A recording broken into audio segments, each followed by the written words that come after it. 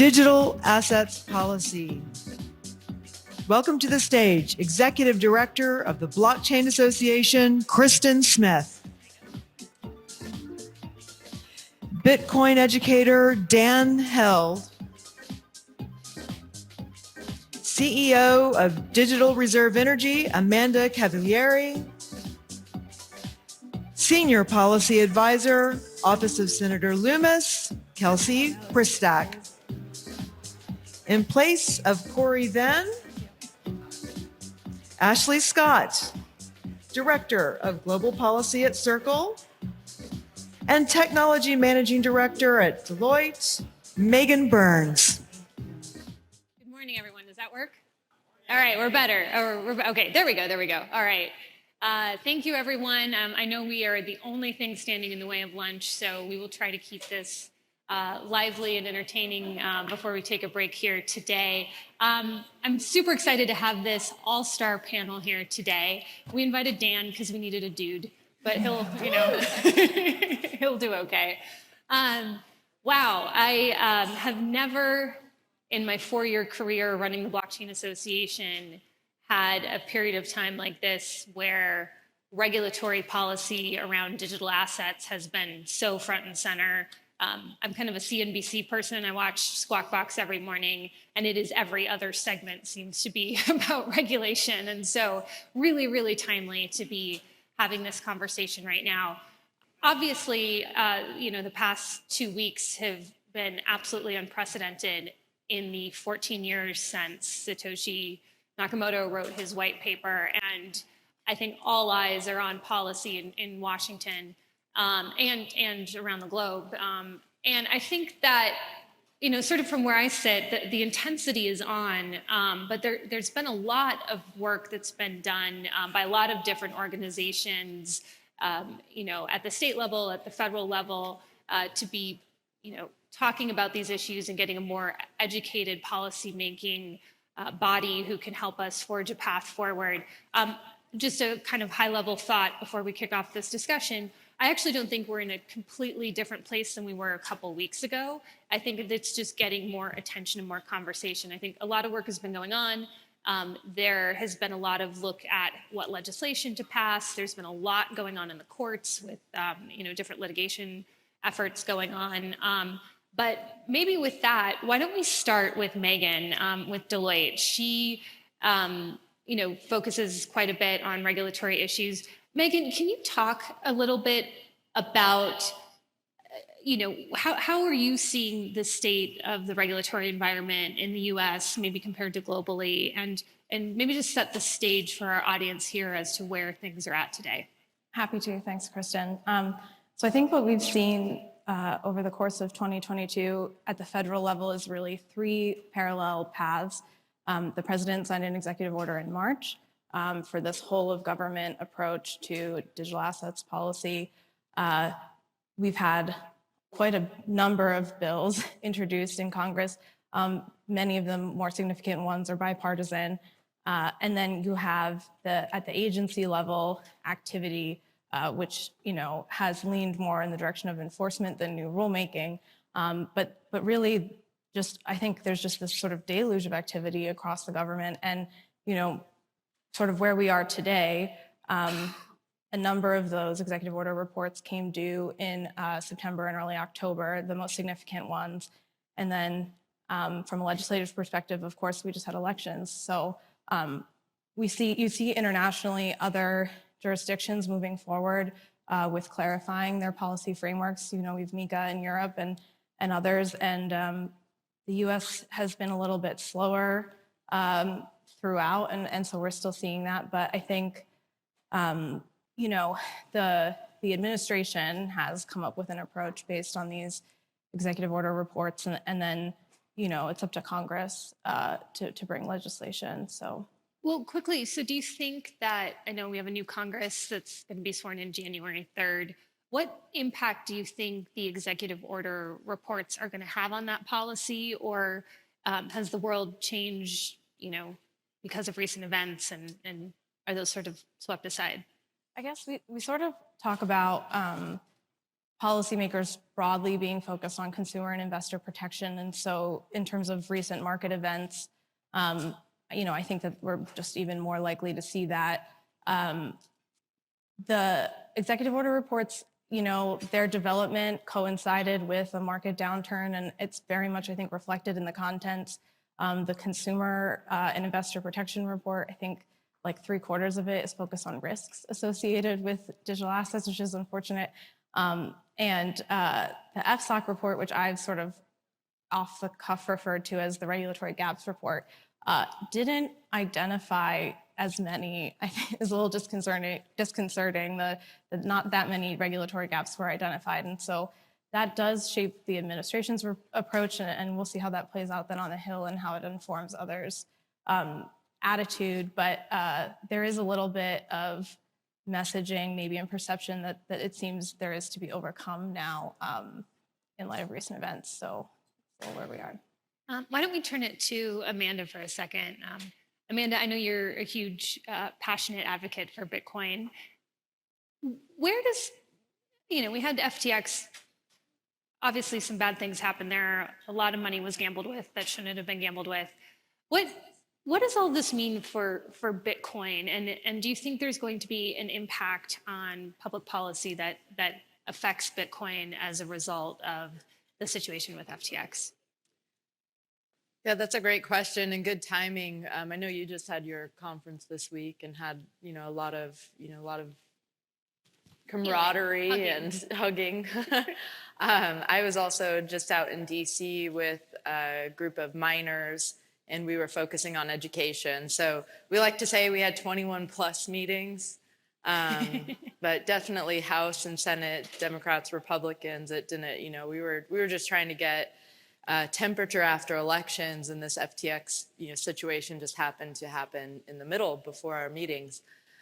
I believe from our conversations, like high level thematic things we were seeing, is that people understand that Bitcoins or digital assets are tools. How these centralized exchanges or executives act in a most likely fraudulent, very terrible criminal way, most likely we'll find out, is not representative of the entire industry, but it will bring more regulation to the centralized entities. So onboarding, offboarding, financial services.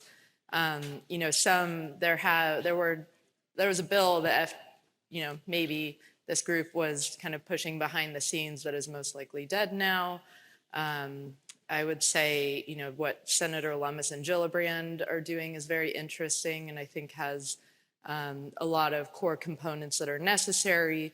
The most important thing, I believe, for Bitcoin specifically, is we just need a definition based on principles of what's a digital asset commodity and what's a digital asset security, because without that, institutional investors aren't going to know how to navigate this, and companies won't know how to build around this, and these jobs and our talent will just continue to go offshore, right? So we're seeing a lot of innovation around the world, even in places like Dubai and places where we want to be the most competitive, most entrepreneurial nation in the country. So we need to keep moving in that direction.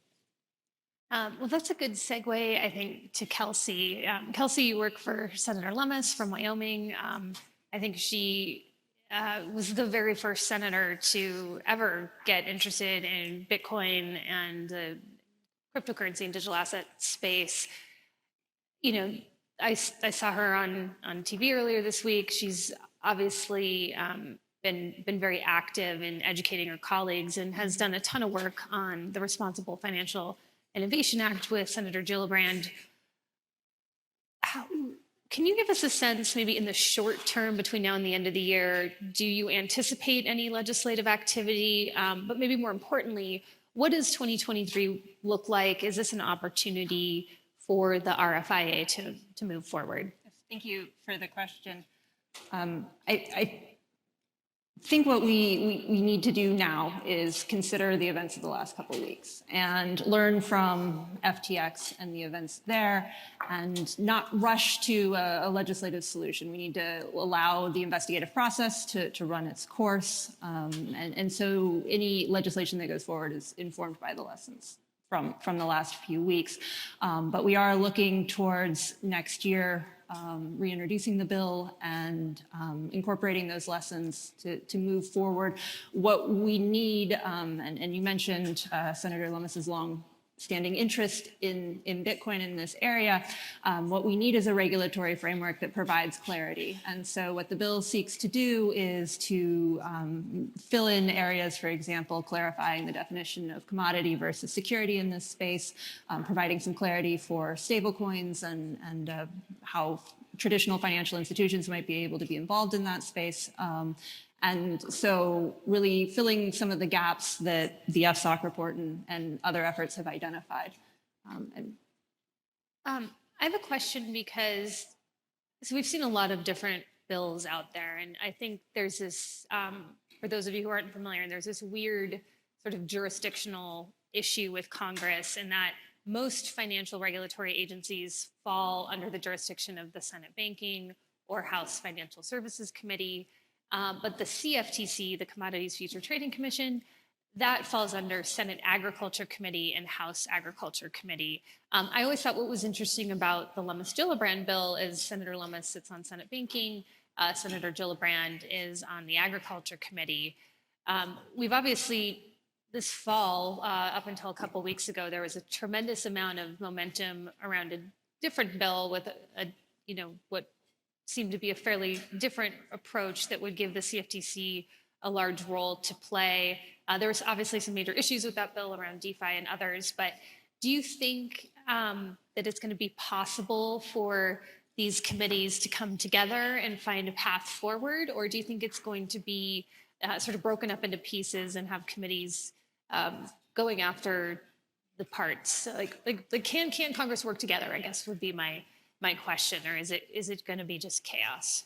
I don't think it's going to be chaos. And I think Senator Lummis and Senator Gillibrand have the right model, which is the bipartisan cooperation and involving both committees, because without that, you cannot answer all of the questions that are before the industry, particularly the issue of commodity and security. So we need the cooperation across the committees, and I think ultimately that's the path forward. Okay. I hope that's right. Ashley, why don't we pivot to you for a second? Because I think if you ask anyone, and this was evident in the president's working group and also in some of the executive order reports that Meghan referenced earlier, but I think if you look across the spectrum and try to figure out where are the regulatory gaps, two things come to mind. One is sort of this issue around how do you regulate the spot market, but the other is stable coins. Can you give us a little sort of history about the legislative activity that's been happening this fall? And is this something that can get done this year? Is this something that we can do next year? What is your outlook for enacting a sound regulatory framework, and what would that framework look like?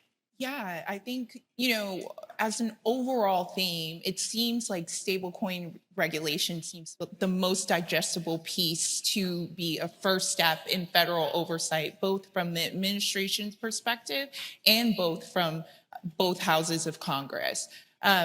Just this year, we have had Chairwoman Waters and Ranking Member McHenry work on a payment stablecoin bill. There was the fixed value asset definition that was baked in the DCCPA with the Senate Agriculture Committee.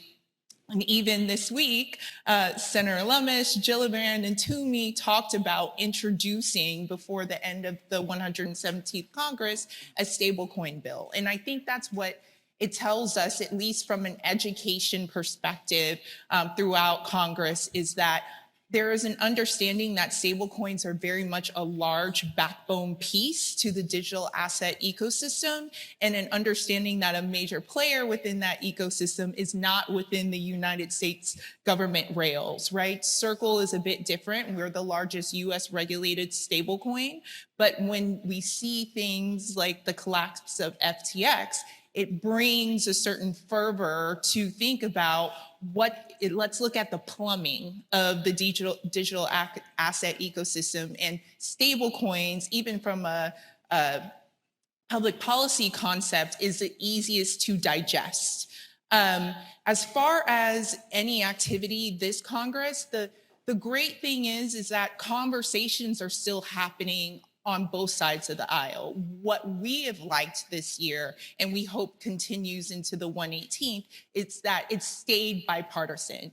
Even in the payment stablecoin bill, there was equal effort and concern and push from this, both from the chairwoman and ranking member McHenry. And even this week, we've had great conversations with Senator Gillibrand, great conversations with Senator Lummis's office, and also great conversations and participation even from Senator Booker, right? We're finding that there are champions on both sides of the aisle that are looking to take this on in the new year. I think some see, the FTX collapse as a catalyst for a hands-off congressional approach, and let's let regulatory enforcement forces really create the boundaries and the guardrails, but we've actually seen the direct opposite.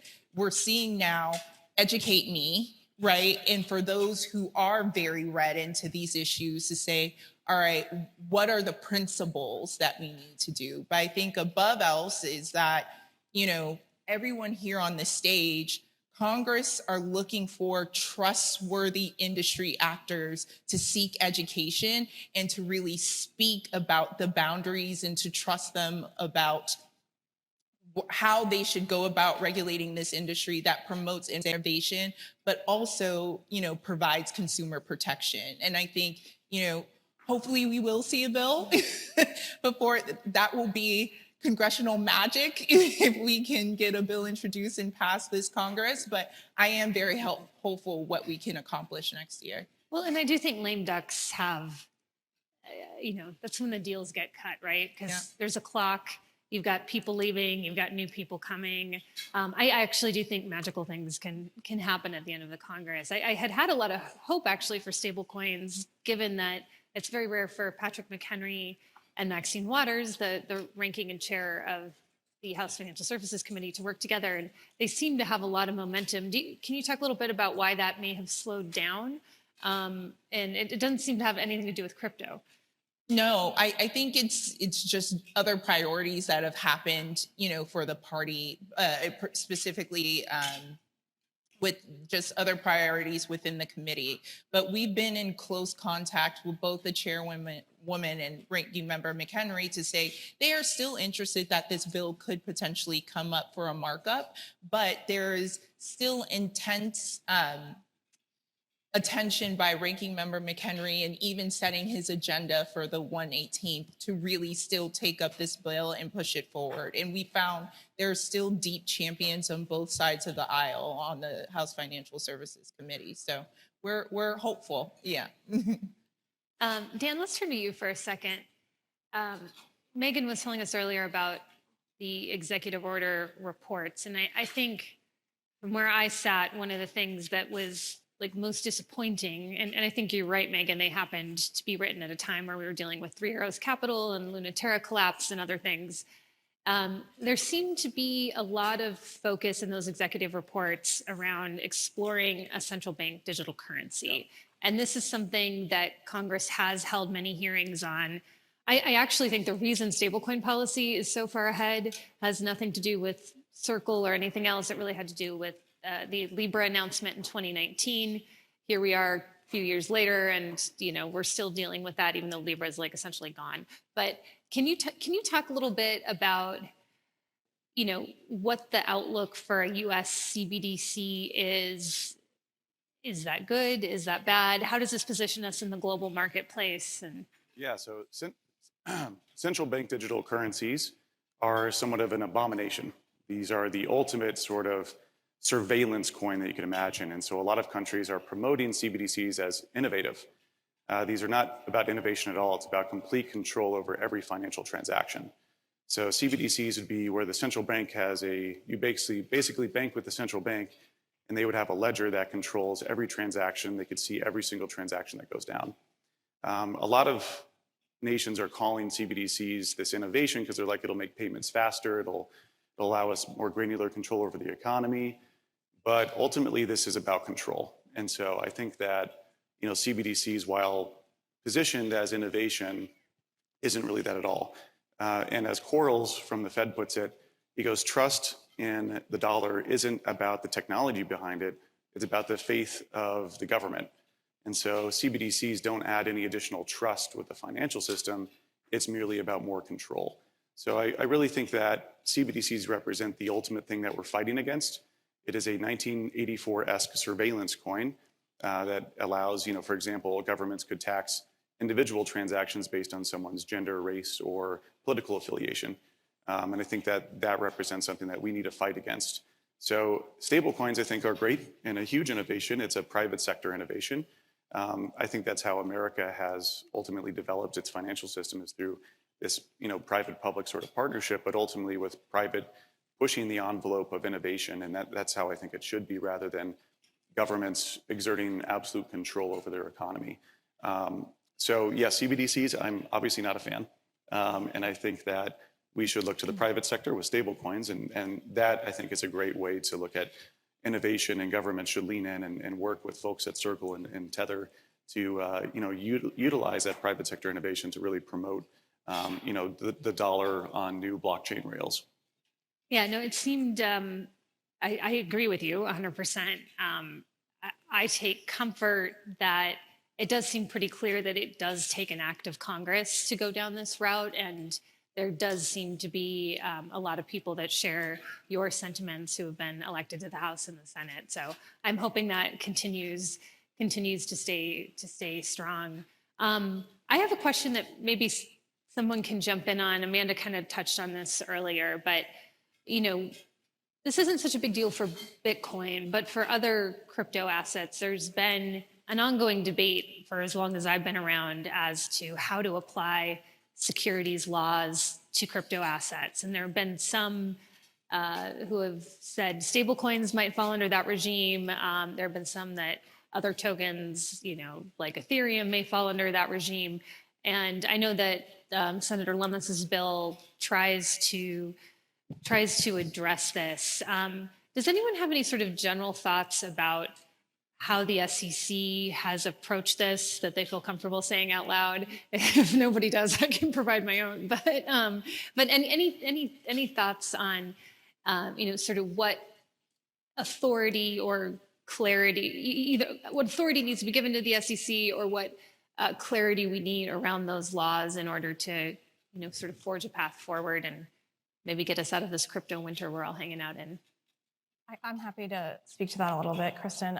This is really a foundational issue. This jurisdictional debate is really counterproductive, and businesses cannot operate in such a muddled environment like the one that we've had for the last year and continue. And so legislation is super important for, I think, moving the ball forward on that. Cooperation between the regulatory agencies would also help for sure. So I guess in any of the bills that I've seen, all of them maintain the Howey test, which is the way that it's determined if something's a security, and is sort of the root of a lot of this confusion. And I know that that's because the SEC is very concerned about not losing any of its authority if we had legislation. But I think this SEC CFTC situation that we have is really counterproductive to our markets. And so I think, it is an area where it's probably going to take legislation to clarify, but that's kind of the reality. So. And I think it's one of the reasons why I've always thought that Senator Lummis's bill was a good starting point, because you really need to have both of the committees of jurisdiction in the room. I think it's quite frankly one of the largest shortcomings in this Digital Commodities Consumer Protection Act, or DCCPA, that had previously had so much momentum this fall. Is it's sort of, I don't know, in my opinion, I always thought there's a bargain to be had here. It's like, let's get that clarity, and in exchange, we can regulate the exchanges. And that's sort of the deal to be had. And I think what bothered me so much about the DCCPA and the lobbying push by FTX to get that done is that it was sort of like, all right, here's not just regulation of exchanges, but regulation of DeFi brokers, dealers, venture capital funds, every entity possible. And we didn't get anything in return for it. So to me, that seemed sort of like a bad bargain. But we only have a few moments left. I think what I'd like to do, and maybe we can start with you, Dan, and then head back this way. I would love to hear any sort of closing thoughts you have as to the state of policy today and where we might be going in 2023. Like, what do you think we can get done? Do we want to get anything done? Would love to hear your closing thoughts. Well, I'm not exactly the most qualified to speak on the regulatory side of things, but I certainly see an environment that's more hostile post FTX. I think that regulators are seeing a lot of damage done to consumer and retail confidence, and they're probably looking for this as an excuse or a catalyst to go in and draw up a stronger regulatory framework. So on the negative side, we could see more stringent enforcement and a heavier-handed approach. On the other side, maybe we finally get some regulatory clarity. Maybe this is the catalyst that really pushes for that. So I think in 2023, we will see some of that clarity come through. Hopefully it's not too draconian, but we'll see what happens. Amanda? I may ask one question. Who here is a miner? I mine. All right, we're in that world. There we go. I think that's, one of the biggest attack vectors for Bitcoin is mining. And so the more that we can focus on education, in DC, so if any miners would like to go out, we're going to do more Hill visits and training around that. Would love to have you involved, so please find me. I also, really think it's important to work at the state level. You have Lee, Natalie, Gideon, Parker, Christopher. You know who these names are if you're in Texas, because they've been pushing it hard here, and it's really important to also have a state strategy at the same time. So keep working at state, and if any miners want to come out with us to DC or Bitcoiners, let me know.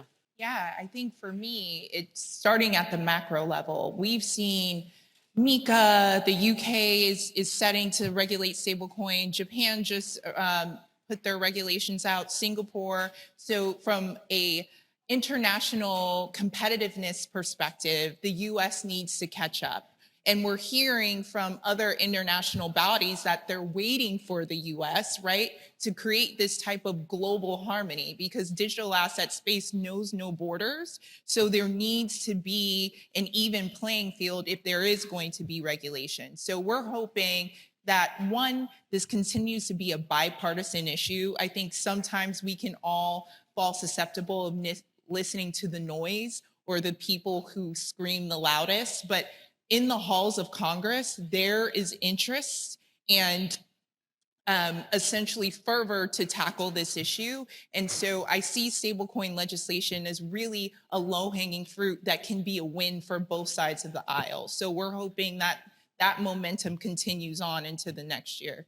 I think that when any piece that I've written for Deloitte on this topic, we talk about what happens with legislation and without, because it can be very difficult to predict. I agree with Ashley. I think stablecoins is maybe the piece where we could get the most momentum. Certainly it would be nice to see something comprehensive like Lummis Gillibrand, but those are sort of the two avenues that we bifurcate. And I think, with legislation, there's a lot of favoring the CFTC as a primary regulator and providing clarity on the securities commodities issue.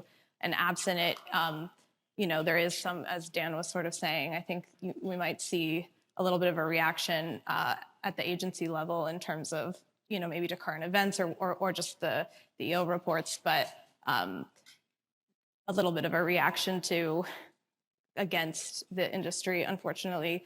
But the courts are another thing that I think we haven't brought up yet that play a really important role also in solving these issues without legislation. So that's another space to watch for sure. So from my perspective, what I'd love to see over the next year is continuing recognition that this is a bipartisan issue, that financial innovation is a bipartisan issue, and that we continue to build on the momentum to bring regulatory clarity to this space. We have, as you mentioned, an opportunity here to set standards for that the rest of the world will copy, but that window is closing. And the US financial system traditionally has led the world, and most sovereign debt, for example, is issued in the US in New York for reasons that we are exporting concepts of US property and financial stability. And so we have an opportunity to do that in digital assets as well. And I hope that we move fast enough that we don't lose that opportunity. No, I agree. I think this is going to continue to be a huge discussion. I'm hopeful that we'll be able to find a good legislative path, but I think you're right, Megan. There are a lot of lawsuits going on right now, either people, companies that are resisting enforcement actions and taking them to court, or companies that are proactively, taking people to court. And I think, we have really strong process arguments and agency overreach arguments, particularly with the Supreme Court. We've got a good old First Amendment and a good old Fourth Amendment, which I think is always helpful. But I think, kind of touching on what Amanda said, I think what's really important is there are really good people that are willing to go to Washington and meet with their policymakers and continuing this education process. I think it's ongoing. It can obviously happen here at home. We had, Senator Cruz here earlier, who's spent a lot of time learning about this space, which is fantastic. But it's going to be showing people that Bitcoin is good for humanity, showing people that stablecoins can rebuild a payment system that lowers costs for transactions. It's showing that this is a foundation for a new internet, and telling those stories over and over and over that ultimately will allow us to win. But I just want to say thank you, everyone, for listening here today. And thank you to our panel for coming together and providing and sharing their wisdom with us. And I think it's going to be a critical year and a very timely conversation. So thank you. I'm Lee Bratcher, the president of the Texas Blockchain Council. Thank you to everyone who came out to this year's summit, helping us make it the best one yet. Now more than ever, we need professional industry associations like the TBC to help craft effective policy, instead of the CEOs of centralized exchanges roaming the halls of various state capitals or in DC. Texas is quickly becoming the center of the universe for Bitcoin, blockchain, and digital assets. If you want to be part of the future that we are crafting here in Texas, join the TBC today.